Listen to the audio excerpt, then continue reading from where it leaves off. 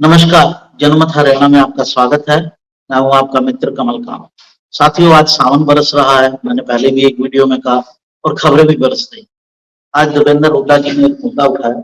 रोहतक से एमपी हैं। पूर्व मुख्यमंत्री भूपेंद्र सिंह हुड्डा के बेटे हैं। हरियाणा में राहुल गांधी की तरह एक यात्रा चला रहे हैं।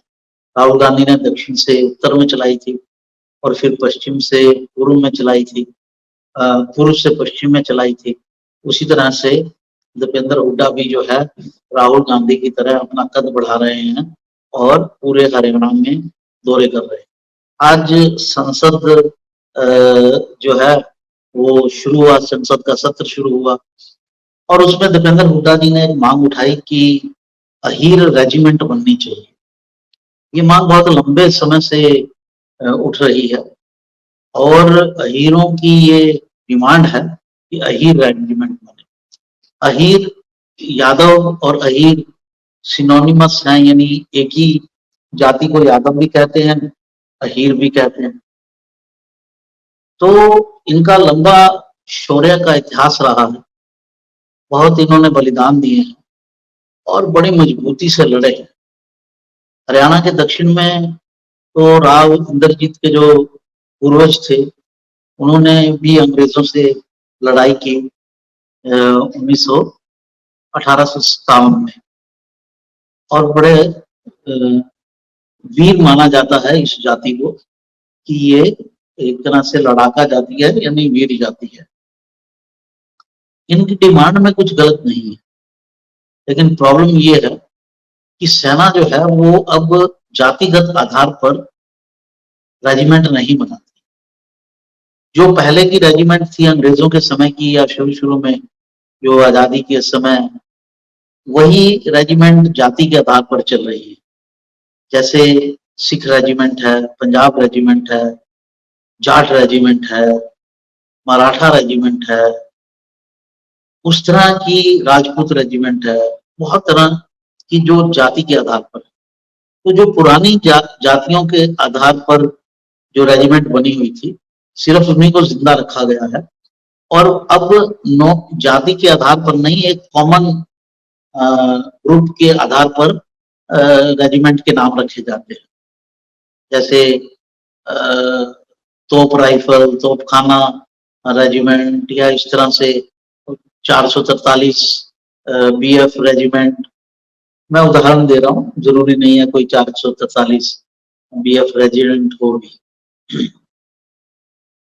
तो ये डिमांड अगर पूरी कर लेती है सरकार, दरअसल ये पॉलिटिकल मुद्दा भी है, तो पॉलिटिकल नजरिए से दीपेंद्र हुड्डा जी ने उसे उठाया है ताकि दक्षिण हरियाणा में जो कांग्रेस को समर्थन नहीं मिल रहा है ज्यादा, और जो दक्षिण हरियाणा की दोनों सीटें हैं, गुड़गांव और भिवानी महेंद्रगढ़, इनमें लोकसभा की इन दोनों सीटों में दोनों ही सीटें कांग्रेस हार गई। लेकिन रेजिमेंट का जो मुद्दा है, गुर्जर रेजिमेंट का जो मुद्दा है, ये एक इमोशनल मुद्दा है और इलाके के जो अहीर हैं वो लंबे समय तक इसको उठाते रहे। तो ये पॉलिटिकल कदम, पॉलिटिकल एडवांटेज लेने की कोशिश है। ये रेजिमेंट क्यों नहीं बन सकती, इस पर अगर ये रेजिमेंट बना दी गई तो वर्ग के छत्ते में हाथ डालने जैसा हो जाए। बहुत सारी रेजिमेंट्स की मांग हिंदुस्तान में उठती रहती है और वो जातियां सच में लड़ाकू और वीर जातियां हैं, लेकिन उनके नाम पर कोई रेजिमेंट है नहीं। जैसे गुर्जर समाज द्वारा जो है, एक समय में गुर्जरों का हिंदुस्तान में काफी बड़े हिस्से में राज होता था और गुजरात जो है वो गुर्जरों से ही पड़ा है। गुर्जर गुर्जर रथ, तो गुर्जर रथ से यानी गुजरों से रक्षित एरिया, तो वो गुजरात हो गया।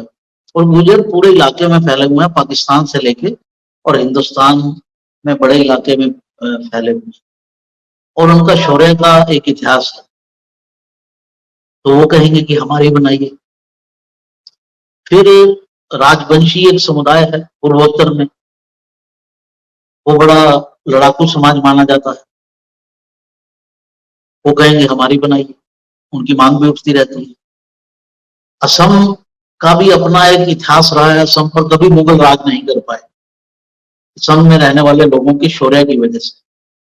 वो कहेंगे हमारी बनाइए। असम राइफल्स तो है, लेकिन वो एक पैरामिलिट्री फोर्स है, वो कोई सेना की रेजिमेंट नहीं है। इसके बाद भील हैं, भील समुदाय के लोगों ने, आदिवासी हैं ये, लेकिन इन्होंने महाराणा प्रताप के साथ मिलकर अपना शौर्य दिखाया था, ये कौन नहीं जानता, मुगलों के सामने उनकी भी मांग उठ सकती है। और भी बहुत सारे इलाके हैं। दरअसल ये देश बचा रहा यहाँ के शूरवीर समुदायों के कारण। पूरी जातियां चाहे शूरवीर ना हो, लेकिन बहुत सारे शूरवीर समुदाय हैं जिन्होंने मुगलों का सामना किया, तुर्कों का सामना किया और इस देश की संस्कृति को बचाए रखा। तो अगर एक की मांग मान ली गई तो फिर ये सिलसिला पूरा फिर लंबे समय से शुरू हो जाए, और सेना इसके खिलाफ है। उनका कहना है कि इसके कुछ लाभ हैं तो बहुत सारी हानियां भी हैं। समाज के सब लोग अगर जाति के नाम पर रेजिमेंट बनाई जाती है तो समाज के सारे लोग एक रेजिमेंट में मानसिक रूप से जुड़ नहीं पाते। मान लीजिए मैं जाना चाहता हूं और मुझे डाल दिया जाए असम रेजिमेंट में, तो मेरा इमोशनल कनेक्ट क्या है? मान लीजिए मैंने उदाहरण दिया, मेरा इमोशनल कनेक्ट असम के साथ कुछ भी नहीं, या मराठा रेजिमेंट, तो मेरा इमोशनल जो कनेक्ट है वो लिमिटेड है कि शिवाजी मराठा थे, तो हालांकि वो ओबीसी क्लास में से थे, लेकिन वो मराठा थे, तो मेरा इतना ही कनेक्ट है, लेकिन मेरा कोई अपना कनेक्ट नहीं है। तो ये जो मानसिक जो रिस्ट्रिक्शंस लग जाती हैं जाति के नाम पर रेजिमेंट बनाने से, उनको तोड़ने का प्रयास किया गया है कि अब जाति न्यूट्रल होगी जो भी रेजिमेंट का नाम होगा। इसलिए ये मांग बड़े लंबे समय से उठाई जा रही है, लेकिन इस मांग को स्वीकार नहीं किया जा रहा। तो इन मामलों में जो पॉलिटिशियन हैं उनको नहीं पढ़ना चाहिए। ये सेना का मामला है। जैसे हमने देखा है कि सेना को लेकर बड़ी गलत बयानी होने लगी है, जैसे बालाकोट पर अगर आक्रमण किया तो कुछ जो गोलवीर हमारे राजनेता हैं, अरविंद केजरीवाल जी, राहुल जी, उन्होंने सवाल खड़ा कर दिया, प्रूफ दिखाओ। अरे पाकिस्तान में अटैक हुआ, जाके प्रूफ कहां से लेके आएंगे? लेकिन बाद की घटनाओं ने साबित कर दिया कि वो अटैक हुआ था। उसी तरह से अभी हाल फिलहाल का देख लीजिए कि पंजाब में एक अग्निवीर की को शहादत हो गई, की शहादत हो गई, और राहुल जी ने आकर कह दिया कि अग्निवीरों को कुछ मिलता ही नहीं है, जो बात सिरे से गलत साबित हुई। लेकिन आपने सेना को, सेना के लोगों को, आम लोगों को जो अपने बच्चे सेना में भेजते हैं, उनको कितना डिमोरलाइज किया कि आप अग्निवीर अगर शहीद हो गया तो उसके परिवार को कुछ मिलेगा नहीं। जबकि जिस घटना का जिक्र राहुल गांधी कर रहे थे, उनके परिवार को 2.25 करोड़ रुपए मिले। 2.25 करोड़ से आपका 1.25 लाख रुपए का तो बैंक इंटरेस्ट ही आएगा, क्योंकि ये सारी वाइट मनी है। तो परिवार के पालन पोषण के लिए इतनी इनकम बहुत होती है, लेकिन राहुल गांधी ने कहा 1 रुपया नहीं मिला। तो साथियों, ऐसे जितने भी मामले होते हैं जो सेना से संबंधित हैं, उनमें हमेशा सोच समझ कर बोलना चाहिए, और इस मामलों को सेना की समझदारी पर छोड़ देना चाहिए कि ऐसा होना चाहिए या नहीं होना चाहिए, इसके इम्प्लीकेशंस क्या होंगे और युद्ध पर इसके परिणाम क्या होंगे, ये मामला सेना पर छोड़ देना चाहिए। तो दीपेंद्र जी ने जो ये मामला उठाया लोकसभा में, इसे ना उठाएं तो बेहतर है, या कम से कम इस भाषा में उठाएं कि अहिरवाल की मांग हो रही है, क्या हम जाति के आधार पर और रेजिमेंट बना सकते हैं क्या, इस बात पर सेना को सिंपैथेटिकली विचार करना चाहिए, बस इससे ज्यादा नहीं। तो साथियों, इस अंक में इतना ही। और अगर आपको पसंद आया है तो लाइक का बटन दबाइए, सब्सक्राइब जरूर कीजिए, अब तक नहीं किया है, हमारा हौसला भी बढ़ता है और हमें लाभ भी होता है। नमस्कार, अगले अंक में फिर मिलते हैं।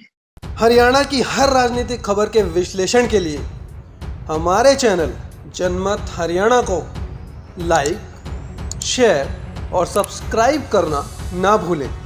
साथ ही बेल आइकन को भी प्रेस कर लें ताकि हर वीडियो की अपडेट आप तक पहुंचती रहे।